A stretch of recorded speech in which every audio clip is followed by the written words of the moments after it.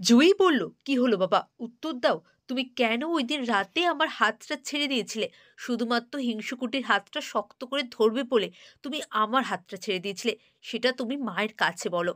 জুঁই যেই জানতে পারল যে অলি আর কেউ না, তার হারিয়ে যাওয়া বোন হিংসুকুটি, আর এখানে তার বাবা উপস্থিত আছে, সে নার্সিং হোম থেকে ছুটে বেরোতে চাইছিল।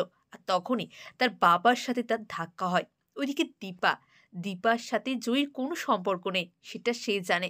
তাও জুঁইর যাতে তাড়াতাড়ি চোখের অপারেশন হয়, সেই জন্য কিন্তু দীপা উঠে পড়ে লেগেছে। আর ওইদিকে অলি আর জয়ী দুজনেই বসেছিল নার্সিংহোমে। আসলে ওইদিন জয়ী চেয়েছিল সে অলির বাবার সাথে দেখা করবে।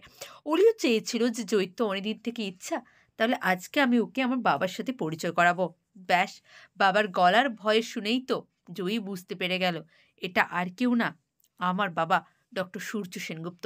তার মানে অলি হচ্ছে আমার হারিয়ে যাওয়া বোন হিংসুকুটি। ওইদিকে এর মধ্যেই কিন্তু নিজের হারিয়ে যাওয়া মাকেও ফিরে পেল জয়ী। নিজের মাকে বলল, "মা তুমি জানো, বাবা শুধুমাত্র হিংসুকুটির হাতটা শক্ত করে ধরবে বলে আমার হাতটা ছেড়ে দিয়েছিল।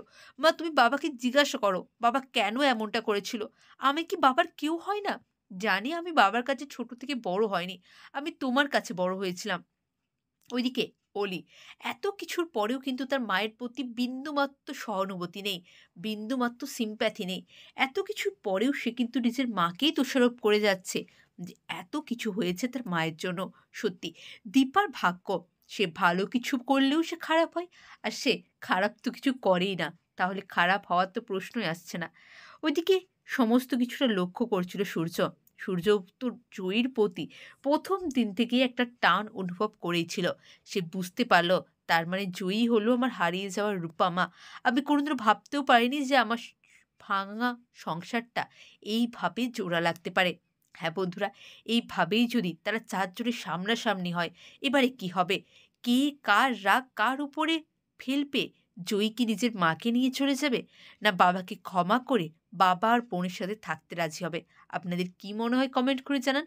চ্যানেল নতুন হলে প্লিজ চ্যানেলটা সাবস্ক্রাইব করে দিন। অনেক ধন্যবাদ সকলকে ভিডিওটি দেখার জন্য। নমস্কার।